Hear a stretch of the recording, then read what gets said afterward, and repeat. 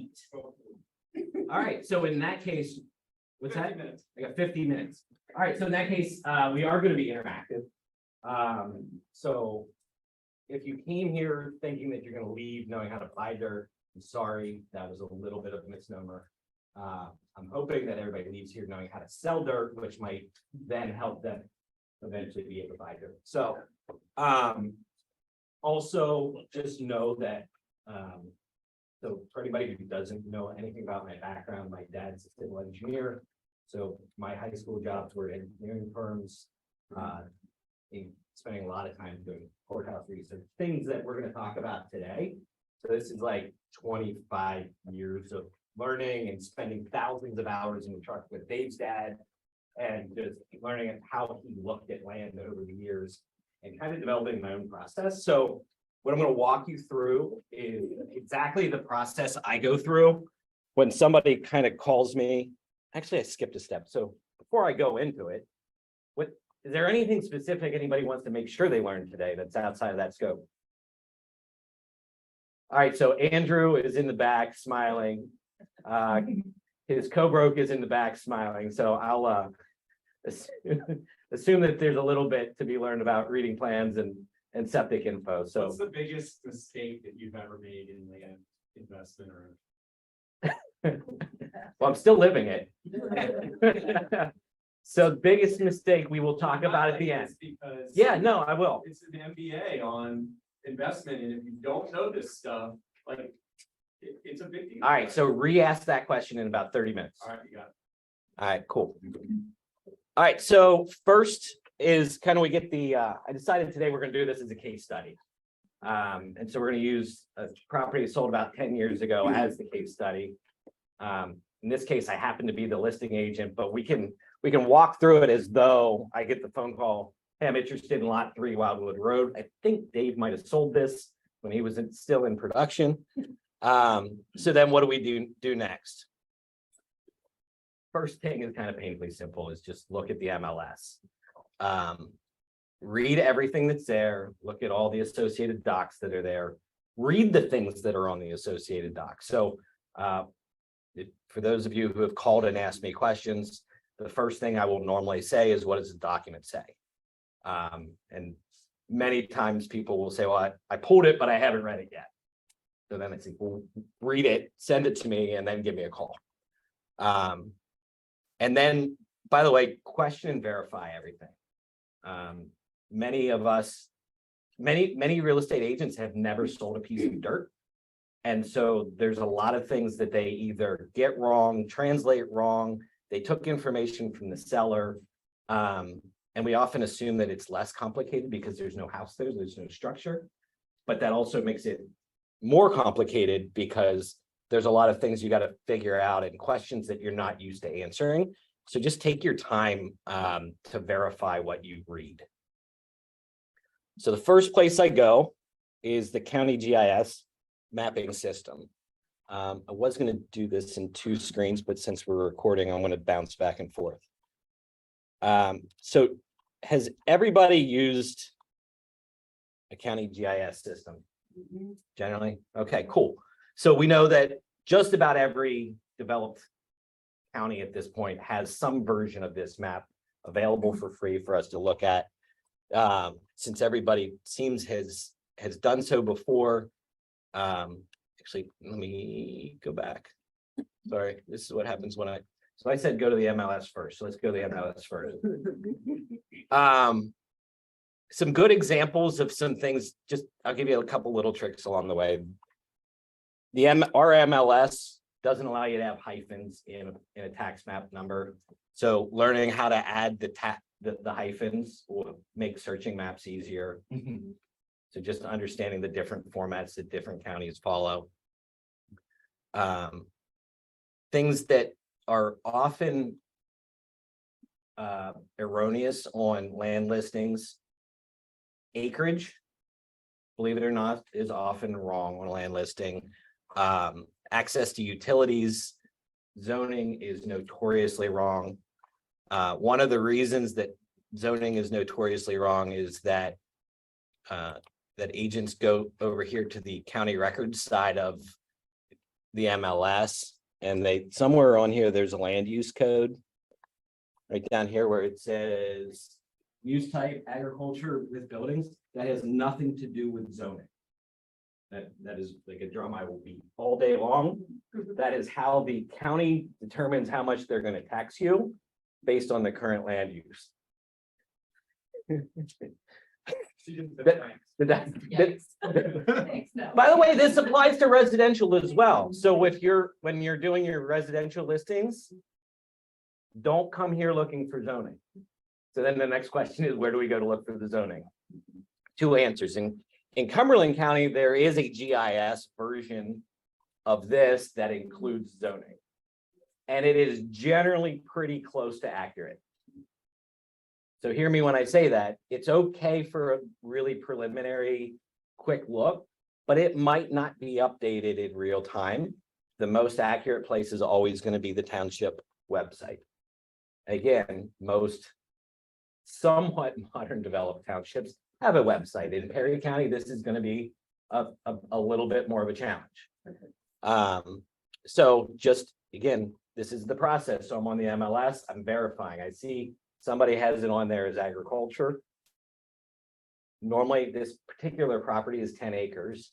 So the people who want 10 acres often want to know, what can I do with the land? Can I have animals? How many can I have? Am I allowed to have buildings? What can I use the buildings for? Can I have a home-based business? Can I run my construction company from here? We need to be able to help guide them through these and or know when it's time to say, hire a real estate attorney. Right. And so just knowing enough to start the process is helpful, but just keep in mind when you get in over your head, by all means, feel free to call Scott or I, and we can help you figure out where to go next. But so the first one is just Google Lower Frankfort Township zoning. And Google does a great job of bringing us right to the correct place. This particular township has a drop down. So if you click on the zoning map, you're going to get a zoning map. And then you're going to have to find the property on the zoning map. So normally I'll have Google Maps open on one side or the county tax mapper and comparing roads and shapes of parcels till I can find the right one. In this case, the properties we're looking at are over here. They're in that white AR zoning district. I look at the legend down in the bottom. So here, the actual zoning name is agricultural residential -AR. That's what should be on your agreement of sale. That's what should be on your listing contract. That's exactly how it should read on the MLS. So from there, we can go to the zoning ordinance. Apparently I didn't download, or if I did, I deleted it. So while that thing downloads, in some of them, they will download the entire ordinance and you're going to have to scroll through. In other cases, there might be an online one that's a little bit easier to navigate. So we're going to go back to the mapper here for a second, because I think I have a whole page on zoning. So what are we looking for when we're looking at the tax mapper? So again, it depends a little bit whether I'm on the buy side or listing, and what I know about the property to date, but I'm assuming that I don't know anything. So I'm just trying to get a feel for what is this property all about? I'm trying to get a feel for road access. I'm trying to get a feel for topography, features of the land. So this one you can see, it's since been built on in the last 10 years, but you can see the shape of the land. We've got a pond across the street that's a little bit hard to see, but we've got wooded areas. We've got, when you stare at these maps long enough, you'll start to figure out that the shapes of the wooded areas kind of give you some clues to the topography, and you can start to get an idea that this is the top of a hill and this is kind of steep coming off the road. But I'm looking for things like, is there road frontage at all? Did I just touch something I shouldn't know? Is there road frontage at all? is there a driveway coming through this property that services the neighbor's farm here? Right, are there any obvious easements or right of ways that might have an impact on value or functionality that a buyer or seller would want to know about? If I'm thinking about value, I'm also kind of taking a little bit of a pan out and I'm looking around. One of the things I look for is things like this. I think that's what those are. There we go. Poultry houses. So in Cumberland County, generally wind moves from the west to the east. You think that has any impact on value when the property is really close to it? Right, like these are helpful things to be looking at when you're thinking about what the value is going to be, because price per acre is not the same in municipalities, you know, across the board, or school districts across the board. These are the things that impact value that I don't know. Beth, is there somewhere on the appraisal form for adjacent to chicken house? Location might be for you. Yeah. Now depreciate. Well, you joke about that. I had a client sell a farm that he was going to build his family compound on, and he sold it because of the upwind farmer. And in Pennsylvania, there's right to farm laws, and there's nothing he could do about it other than choose to sell the land. Right? If you live in Dickinson Township half the year, you wish that there were some different laws around that. I mean, there are other things you might want to look at when you're looking at a tax map, and I'll just pan over here to South Middleton for a moment. You know, if you've sold a homes in this Berks community, Morgan's Crossing on Petersburg Road, if you want to look at a tax map and see what's beside you, most people probably know that there's a 200-acre quarry beside this, but some people moving into the area might not know that.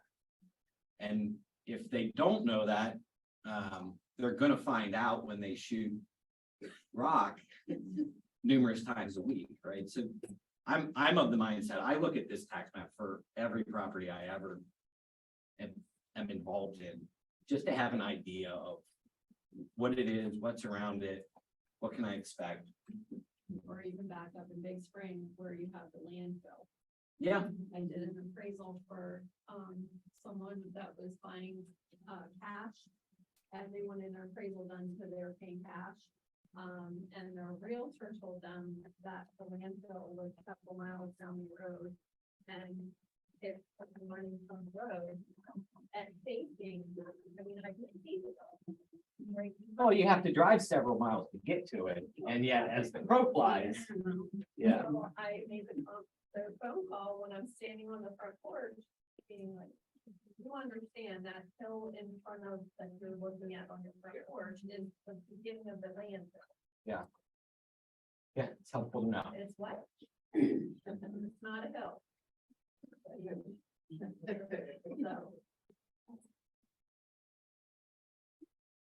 All right, so from the zoning side of things, we talked about not trusting what's listed on the MLS, not going to the county records looking for zoning.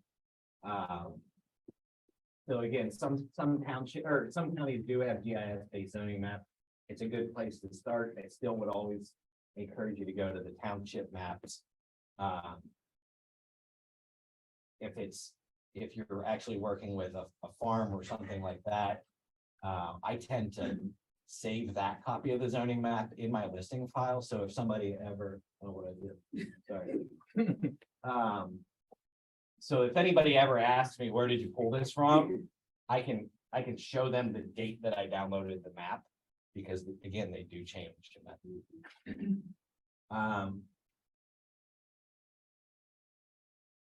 So then I'm going to review the actual ordinance. For the sake of time, I probably won't do this for today, but you can see the general way that these ordinances are set up. You've got your table of contents, you've got your different zoning districts. So normally each zoning district gets its own chapter or article, as they call it. It's going to tell you the permitted uses. the uses that might be permitted with special conditions, that's called conditional use. You go through a hearing process to determine what those conditions would be. And then you can also, this is also a great place to come to find out what the setbacks will be, what the accessory uses could be, things of that nature.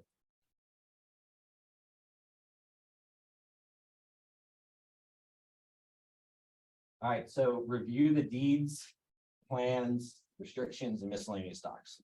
So how many of you pulled deeds for every property you list or sell? Thank you. We've got 6 people. I appreciate the honesty of the rest. All right, so this is another place that, again, this is not meant to just be a checkbox in the file. When you're selling houses, it's important. When you're selling land, it's really, really important. And there's lots of places that limitations can be placed. And so we've kind of got to look at all of them. And I can tell you that we're in at least 1 E&O claim right now, if not 2, based upon how far the expectation is for the buyer's agent to review these things. And unfortunately, we're probably going to have to let either a mediator or a court decide that. So we want to try to avoid that if possible, because it's very expensive for everybody. So here's how we do it.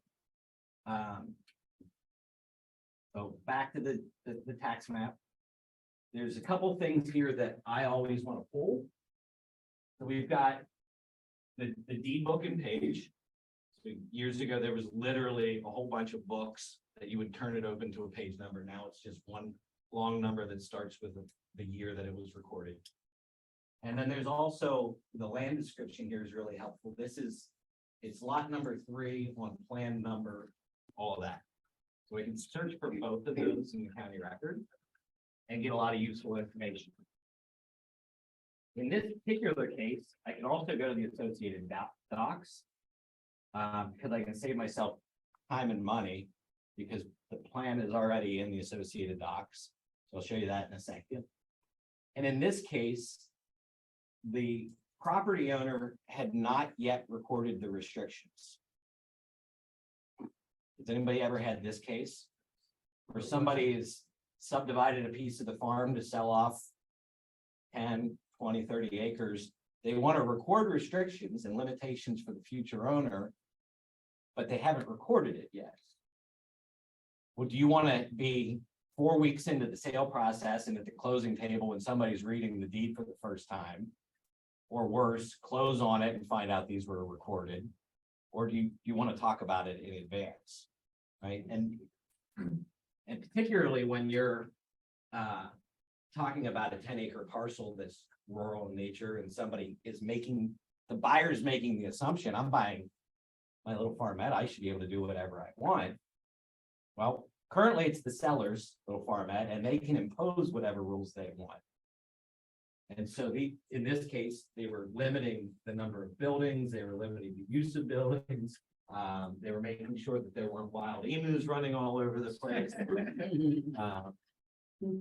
South Milton joke for anybody who doesn't get that one.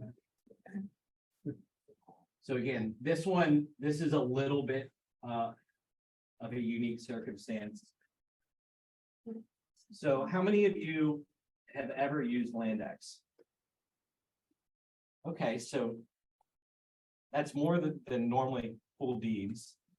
And that also includes some people who have apples. How do you deal with an apple? Oh, I don't, we have to use our deed here. Okay, so this is just one more commercial for Android and No. PC. No, not that far. Something like mine. On your Mac. Isn't there like a We're gonna have to talk. All right, we'll have to go offline on that one. Yeah. All right, so for the purpose of today's discussion, we're going to use PC. We're going to use LandX. The LandX Remote, this is a subscription-based software. You download the software for free, and then you prepay just like EasyPass. So you're paying by the minute while you're in there, and then by the document while you're downloading. So we don't open it until we're pretty much ready to go and know what we're looking for. So again, I go back here. First one I'm going to pull is the plan. So I'm just going to copy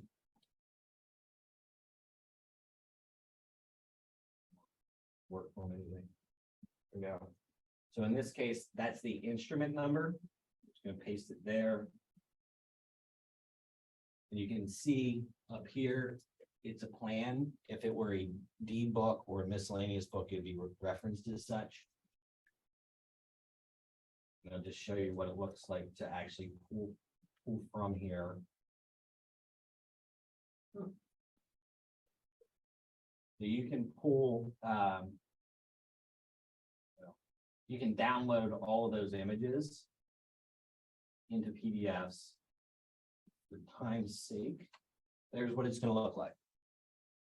So the first place you should look for what you can do with the land is on this plan. So if you're selling any dirt, get the whole plan. Ideally, you get all the pages. So down here it says 1 of 2. If it's 35 pages, get all 35 if you can. Not all counties record all 35. So some of them will remain with the township. Depending on what you're doing, you might want more or less. I'm pretty curious, so I normally want as much as I can get. Things that you're gonna want to look at. Again, topography, access, soil, environmental limitations, wetlands, streams, anything that could impact the use, positive or negative, and affect the value. So does anybody want to tell me what they can see based on the topography? How many people are comfortable reading maps like this? General, okay. What can you see on that hill? Right, so the lines being really close together is really steep. If they're far apart, it's really flat. So you've got really steep along the road, really steep on the east end of the property. Pretty good gradual grade at the top of the hill. Anybody know what triangles mean on the plan? Close. So the triangles are probed, meaning where they took the backhoe and dug a deep pit. The little circles down here are your perk tests. So you can see you have all of these triangles, but only one set of perk tests, which normally means that some of those probes weren't passing, others were, and they selected where to run the full tests. But they record every single time the bucket hits. Generally. Yeah. I mean, a developer doing general suitability, just trying to figure out what might be able to be done, might not record every single one, but at this stage, you know, things that are also helpful when you're listing walking properties, things like that is, it's hard to read here, but down here in the corner, you can see this where the property corner is. It says iron pin to be set, which means that as a condition of recording this plan, the developer needed to come in and literally have the surveyor set iron pins in the corners. Which means that if you're trying to find the corners in the future and somebody has a flag on a tree, until you find the iron pin, you didn't find the corner. You know, the flags are normally there to generally guide you in the right direction, but that's not a property line that you should rely on. Questions on this? Anything? You also want to read plan notes.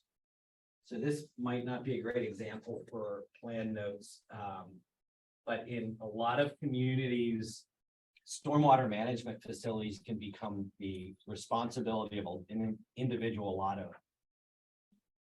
Meaning you're required as the lot owner, not an association, to maintain stormwater pipes, culverts, things like that. It's often listed on the plan. Sometimes it's referenced on the deed. It doesn't have to be referenced on the deed to be a requirement of the plan. Does that make sense?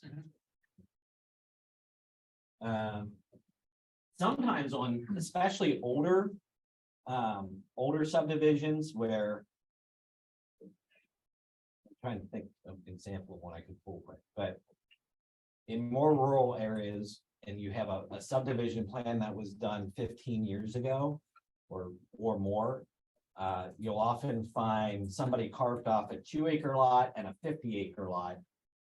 And then your client wants to buy the 50-acre lot and build a house on the hill. But what they don't realize is when they created the 2-acre lot, they created a limitation. They didn't do any sewage planning on that 50-acre lot. So we don't actually know if it's buildable or not. And there's normally a sewage planning waiver written on the deed. So things like that, it's not a deal killer. It's just something you need to know that going into it, sewage planning hasn't been done. Just plan on adding 6 to 9 months to your process. Probably go way too far in the weeds on that, so I'm gonna move on.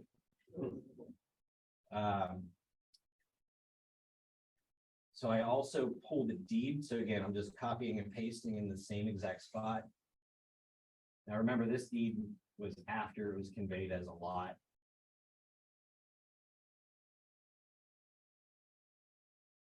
For the people who pull deeds, do you read the deeds? What do you find on them? What's that? All right, so stamps, as in like tax stamps?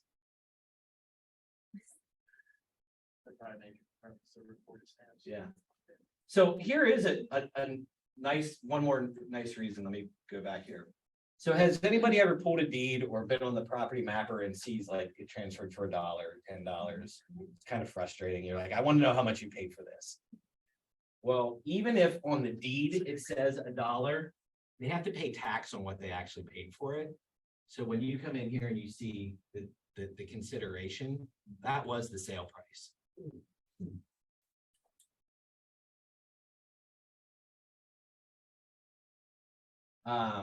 So the other things on these deeds, so this particular deed listed all those restrictions right on the deed. In many cases, it might reference another document where it was recorded separately. And that's why you want to always read, because a lot of times you'll see somewhere where it will reference another book and page, just like it does here. It references the previous deed. It'll often reference a miscellaneous book that you'll want to go and look to see what other encumbrances exist on this property. There where you would find like right of ways and maintenance agreements and things like that. Maybe. Yeah. And the reason I say maybe is because, you know, this property sold in 2014. Yeah. This owner could have offered this neighboring farmer a right of way and had it recorded in a miscellaneous book without referencing their current deed. Gotcha. Or without changing their current deed. Yeah. It's just layered on top of. Would they have to note that in the deed? though? Nope. Okay. No, and this happens a lot, or actually 100 years ago, when people would sell off pieces of their farm, they would just keep selling off pieces and never amend the current deed. And it makes it pretty tricky to figure out what is there. At some point, if you, so the two things I would do, again, depending on, if I'm just listing this property, I probably wouldn't do it. If I have a reason to believe, or if I see the farm lane going back to a different property, and I didn't see a note on the deed, then I would go in and I would do a search by the name and see if I can find a right of way that was offered by that person, and I might even go back another owner or two and search for their names just to see. If I don't see something on the ground that leads me down that path, I'm probably not gonna spend the time. And again, if you're really, really concerned, you order a full title search. And that'll pull up all the miscellaneous. Pulls it all. Gotcha. Yep.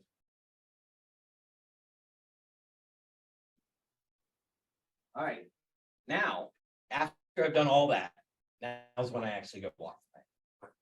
How long does it take you to do what you just did? Now you know how to do it. I mean, I did it in real time. I would spend another half an hour reading, but 30 or 40 minutes. an hour or so, yeah. But I would do all that before I drive by or walk the land, because I want to know what I'm looking for while I'm there. But he looks like a pro. Well, and that's a great point. If you show up to a listing appointment with all the stuff that I just showed you, you are gonna get that listing, because the other 5 people who showed up are gonna show up with a blank notebook. Yeah. If that. Yeah. All right, so I will make one confession. I do have one Apple product. And that is, I do have an iPad mini. I don't even know what it is, but I have a thing that has maps and cell service and satellites, and I can see where I am when I'm walking properties. It's really, really helpful. Can I get that recorded? This is recorded. So that is my one confession of the day. So again, when I'm walking the land, I'm looking for, this is one of my pet peeves. So in about 2008, Dave, I'm sure doesn't remember this. We're in the truck. We were going to Newville to look at a piece of land we were going to buy to develop. And we were going to take on 2 different partners at the time. Since we're recording, I won't say names. And one of them, as 3 of us jump out of the truck to go walk this piece of land, the 4th one stayed in the truck. And I said, "Aren't you going to get out?" And he said, "No, dirt's dirt." Never partnered with him in anything. It's well, and it's because it's not right. So we walk out in this field, and you get about, I don't know, 100 yards out, and there's a sinkhole in the middle of the field. If you didn't get out of the truck, you didn't know about the sinkhole. If you didn't know about the sinkhole, you just spent $30,000 more. That particular one happened to be a very large sinkhole. Or maybe you wouldn't buy it at all, right? Like there are things that you can't see from the road. There's things you can't see from the sky.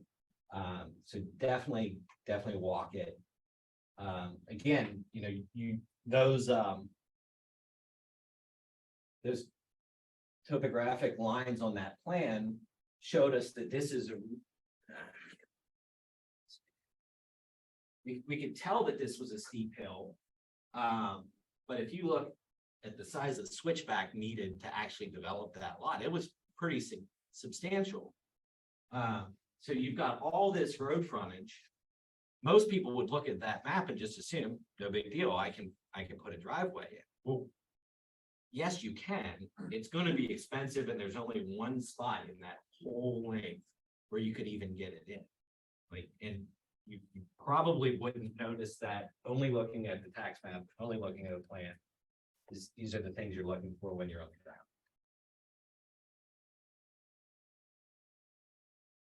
the ground.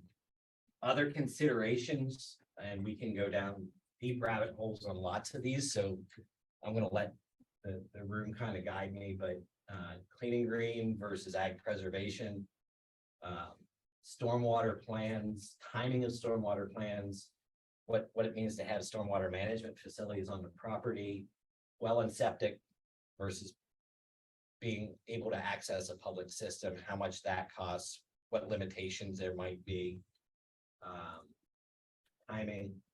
Any of those you want to jump into at the moment? I just had a question going back a slide about encroachments. Yeah. If you're walking a big piece of land and the owner says this person's been doing so and so for this amount of time, do you ever get concerned that they may be able to claim that what's that whole? Yeah. So this is one of those where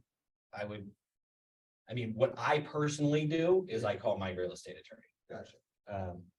What I advise clients to do is consult a real estate attorney, because in many cases, you can do something as simple as sending them a letter that puts them on notice that you're aware of the encroachment, you're not in agreement with the encroachment, but you're not going to enforce it until X date, right? There's ways to do that in writing, but that's a legal maneuver, not something that we try and do on the handshake. Yeah. Gotcha. Any other from that list you want to talk about, Taryn? So one thing for cleaning green is the rollback. Yep. Yeah, that's a big one I've run into in Perry County, really not so big elsewhere. It's big. Being aware of that, and like, letting your clients kind of take their steps to become aware before they have a big $40,000 bill is really important, so. Yeah, it's a big part of the negotiation. We sold 2 farms in the last year that developers buying, they've been in clean green for decades. Probably $60,000-$80,000 per farm to remove them. It's a big part of the negotiation you want to do up front. Where would you go about getting that figure? So only the courthouse can calculate it for you. They don't like to do so. They're pretty difficult about it, quite frankly. But yeah, you go You to have to the, reach out to them. and they generally won't talk to the real estate agent. For the most part, they only want to talk to the property owner. Gotcha. I will say on the public system versus the well and septic, I did not fully understand that if there is public utilities there and say it stops 150 feet down the road and the property is over here, the township does not pay to bring it to that property. Whoever buys that property has to pay to bring it down to their property and then connect it to their property. I had a client recently that was going to buy something and it was probably gonna cost them in excess of $150,000 just to get the public utilities to the property that the township would not pick up. Could they put private on it if they wanted to? Nope. Yeah, if you're within a certain distance, the township can require you to connect. Did the same thing like gas. Township doesn't have the same interest in that. They don't really care. Cause they stand to benefit if someone else puts it in. Yeah, well, and if you do that, you just benefited the other properties getting to there because it's in front of, and then they just. have- So in that particular instance, you can, if you were footing a bill like, a couple $100,000 like that to extend a main, you can actually enter into an agreement with the township such that when those people in between connect, you get a portion of your fee back. But again, that's something a real estate attorney is probably gonna have to negotiate for you. One thing that I learned on, like small flow wastewater treatment plants, is some municipalities will require you to put money in escrow. Yes, most of them do. Yeah, in the event that, I guess they stop. So small flow, for anybody who doesn't know, is an alternative system for a property that won't go conventional or sand mount. It's like a little mini treatment plant for the property. And because they require annual maintenance, the township generally either wants a bond or wants part of that escrow. I also want that for stormwater management. Yes. Yeah, so again, so on this particular property, some things that most real estate agents, and I'm trying to focus more on the residential side of this, but things that most residential agents wouldn't think of is, so this property is 10 acres. The house or the home sites, the septic sites and the view are all at the top of the hill. This is where everybody's gonna want to build, even though it's gonna be an expensive driveway. But they get the privacy, they get the view. When you disturb more than 1 acre, in most places, you're gonna need a different kind of stormwater permit. That permit alone, 6 to 12 months to get, and $10,000 to $20,000 just for the permit. Right, so I've had people want to buy a lot like this and say, beginning of August, middle of August, they're like, yeah, we want to break ground before the snow flies. It's probably not happening. If you tell them it's gonna happen and then close on it, and then their builder goes to get a building permit, it's gonna be a really uncomfortable conversation. And yes, in most areas anymore, unless you happen to be a part of a community that did community-wide stormwater, that was included the collection of all roof drains, you're gonna most likely have to do some level of on-lot infiltration, and that's a similar permit, but instead of being 10 to 20,000, it might be 5 to 10,000 in a couple months. Well, they can also hold the bond upwards of a year after you build the house. Yeah, performance bond to make sure it actually works. Or to make sure you don't, yeah, change it after the fact. So is it 1 acre disturbed for 10 acre, or is it 1 acre or 100 acre? 1 acre. And by the way, that includes the driveway. Yeah. So, you know, a lot of times somebody's like, well, I'm only gonna have an acre around my house with grass. But I had to disturb another acre just to get the driveway. So some games around that can be played. But we're not gonna talk about that while we're recording. Does impervious ground, was just gonna ask. What's that? You go does on. impervious ground factor into that? The 10% rule? What's the 10%? Well, I know like NOLA has a 10% impervious, so if it's a 1 acre lot, 44,000 square foot, you go over 10%, 4,400, Yep, then that can affect your building permit. there you go. So that's gonna vary by municipality and zoning district and use, right? So those percentages will vary. You know, Westgate in South Middleton was originally designed as a mobile home park and then converted to single family homes. And because of that, the impervious footprint on each individual lot is really small. It's really tight. You know, you can't build much more than a 2,000 square foot house and get a driveway and a patio on it. So yes, even knowing things like that is really helpful.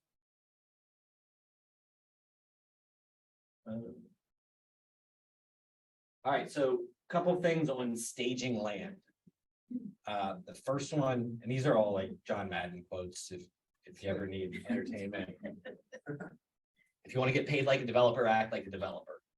And so very often I will go to meet with a landowner who tells me that the neighbor down the street got $7 million for the farm. I want $7 million for my farm. It was in a different zoning district, different permitted uses, public utilities were like, all those things were there. And I say, great. All you have to do is get a rezoning, extend the water and sewer, right? You do all the things the developer did that allowed them to get 7 million, you'll get 7 million. If not, somebody else needs margin to make that happen. And on a smaller scale, that applies when it comes to, you know, your scattered rural lot, right? It's good, better, best. Good is a sign in the yard with a listing. Better is a sign in the yard on a listing that already has the property corners marked, the driveway installed, the septic clearly identified, so that when a prospective buyer shows up, they don't have to park in traffic. There's a place to pull off and safely get to view the property. They can clearly see where the property lines are, including the pins. They can clearly see where the home site might be because you knock the brush down rather than leaving it all about this tall, right? I'm a big, make sure on the listing, Google Maps is getting better, but if you don't have a post office assigned address yet, and you just put in 00 Wildwood Road, the location on the MLS isn't going to be right. You're going to have to modify the geocode. Everybody with me on that? Yep. And then one of my personal pet peeves is the trend is now we just get 30 drone photos, and every angle of the property is just from 1,500 feet or whatever a drone flies at. It's hard to see what you're actually looking at. It's no better, in my opinion, it's no better than looking at that. I was never the best real estate agent, but I do believe that you take a picture of the land in a way that people get to see what's going to entice them to buy it. Right, so you're going to take a picture of the view, you're going to take a picture of something from the home site or what's actually going to entice them to show up.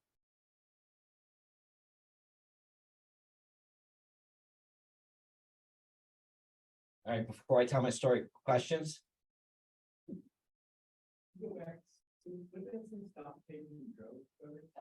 Stop only taking drone photos.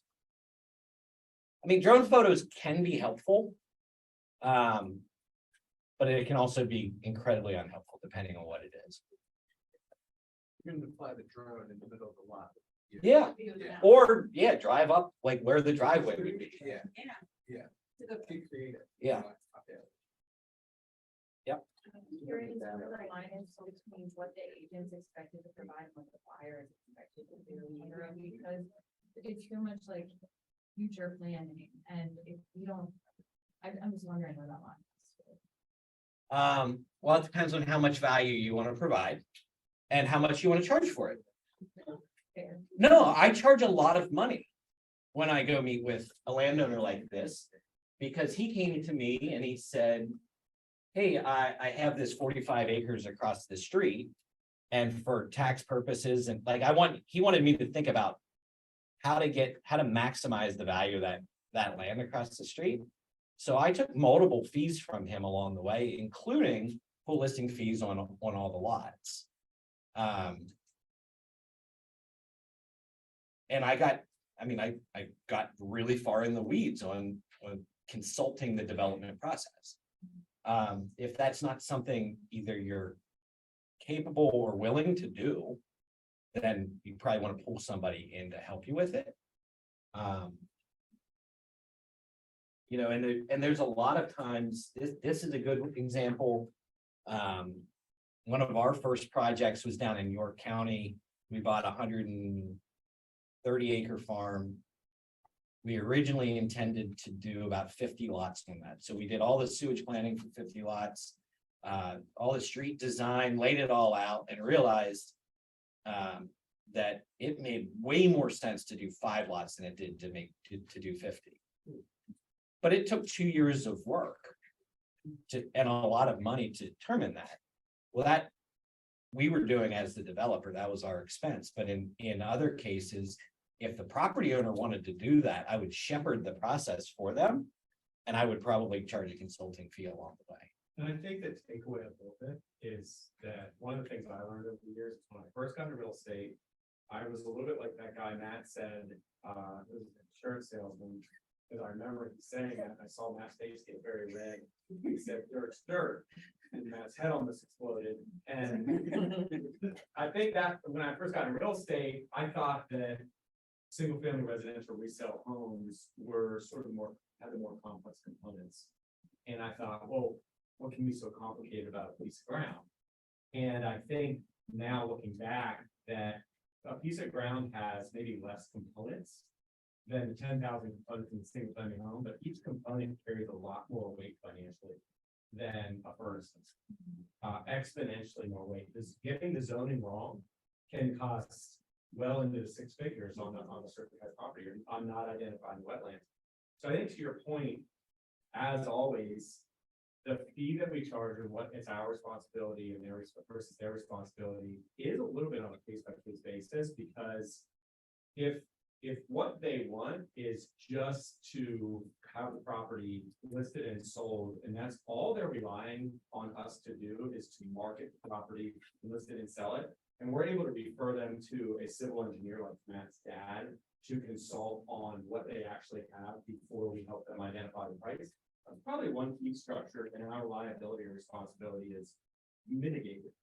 And we owe it to them to tell us that's not our specialty. We don't understand that part of the process, but once they get it to a certain point, we can help run the comp and price it and consult with their engineer, the expert, to get it sold for them. But if you know a little bit more about the process like Matt does, and you can put your consultant hat on, you can take a little bit more responsibility and probably meet that person's needs at a deeper level and charge a more robust fee.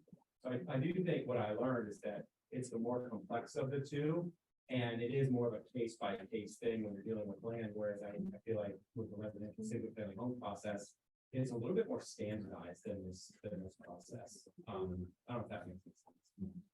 No, it is. I mean, I have a piece of industrial ground listed right now that until you go down the process a little bit, the range per acre of that type of land in that location with that zoning is anywhere from 80,000 an acre to $1 million an acre. And this is a very large piece of ground. Right, and so it's super, super nuanced, and that seller said, you can have access to all my consultants, ask them all the questions you want, here's my legal team, and you got a checkbook, and in that case, I feel generally comfortable going down the path. And there's a couple environmental things I've never dealt with, so I brought Kevin Anderson is partnering with me on this. Because it's too big to mess up. Like, and I'm not gonna practice on somebody else. So your answer is it very much like where that line is on the property, on buyer, on seller, on what their expectations are. And how much you know. Yeah. Well, we're always trying to stay in our lane. Yep. And, I'm wondering at what point providing some of this information kind of takes us out of our lane and increases liability. Well, so, that's great question. And so my lens is, particularly for the smaller pieces of land that might be $75,000 or $100,000, and because it has a lower purchase point, agents tend to think it's either simpler or less risky. And so they'll trudge forward in the absence of the knowledge. And so what I'm just trying to show at this point is the different things to have a basic understanding of to help yourself determine where that line is and know when to call me or when to call Scott or when to partner with somebody. When I don't know when we got away from it, but 20 years ago, it was really, really normal to partner with 2 or 3 people on a listing. And it was part of like teams before there were teams, but it was also knowing what your limitations were and learning and mentorship. And we got away from that and kind of coveted the 100% of the commission. And I do think there's numerous people in this office who have farm listings coming that in some cases, I'm able to go on the appointment, help them secure it, show them the path, and they can do it. And I don't need any piece of that. In other cases where it's more nuanced, then we either work out a split arrangement or I have a different arrangement with the seller. But I say take the appointment, learn what you can learn, and then have the conversation. I think also everyone's willing to help. I didn't understand much about land at all. And when you call and just say like, hey, listen, it's my first time, what can you tell me about driveway permits? Usually the people are willing to say like, they're usually to spend 15, 20 minutes on the phone helping you out with. Yeah, zoning officers are normally pretty decent humans and they don't want to be in contentious conversations later. Now, they will ask that you take notes and don't direct every single buyer inquiry directly to them without knowing anything about it. Right, there's a line in between there as well. All right, so I'm a minute late. I'm going to tell my story. Just the thing I love about dirt on the good side is there's a lot of upside to adding value to dirt. Meaning there's a lot of competition in flipping houses. And I think the margins have gotten pretty tight on flipping houses in the last 2 years. Whereas with dirt, there's not a lot of people taking the time to learn this and understand it at a deep level. And so if you can improve the value either by taking it further down the path or even better, rezoning it into a more intensive use or getting it approved for one of the kind of the hot uses right now, you can add a lot of value. So if I flipped dirt, for 4, 5, 6 times what I invested into it. And that's not like with leverage, that's just total investment times 6. The downside of that is land eats. It very rarely cash flows along the way. And so one of the things we've learned in the MBA that Dave's talking of is it's harder to have multiple exit strategies, and you've got to get really clear on what those exit strategies are in advance.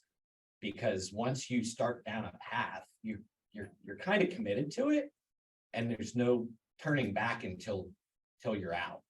And sometimes out is multiple market cycles later. So we bought a farm in September of 2008. And for anybody who doesn't remember September of 2008's real estate market, it was not the time to take down a farm where you're going to do high-end subdivisions and have no approvals in place. We originally thought that was going to be roughly a 5-year project. And we're in year 15 at this point and still have not sold our last lot yet. So that one went from multiple 6-figure profit projection to a multiple 6-figure negative, which is why I refer to it as my MBA. And the lesson there really is that things are always going to take longer than you expect. You're not always going to get the benefit of an increasing market over time. There are times that it might be flat, or you might have to undercut the market to move product. And in land, time is your energy or your enemy, because you're paying taxes, maintenance, and carrying costs, and you don't have any revenue coming in most cases to offset it, or not any meaningful revenue. You have 2 lots left on that one? Down to 1, I think.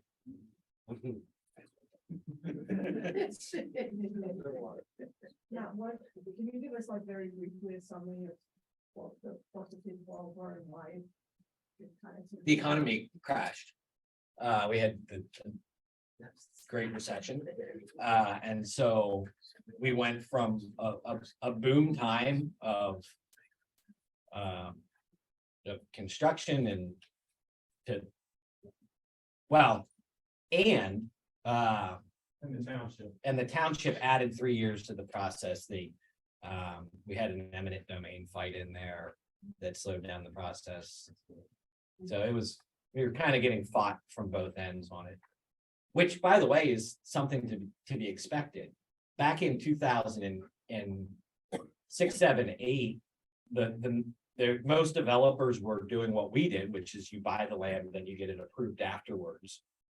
What was the normal case 25 years ago, and is generally the normal case today, is the developer gets at least a period of time to satisfy themselves as to what they're going to be able to do with the land. So, and that was the biggest one, is we didn't do enough due diligence on the front end to know that we were going to get into that fight with the township. Had we not, we might have been able to beat the market a little bit. Would you have been able to tell that was on the horizon? If I would have taken a sketch plan to the township, they would have said, yeah, we want this piece of land. But there were other parties interested, market is great. There's just so fun factors.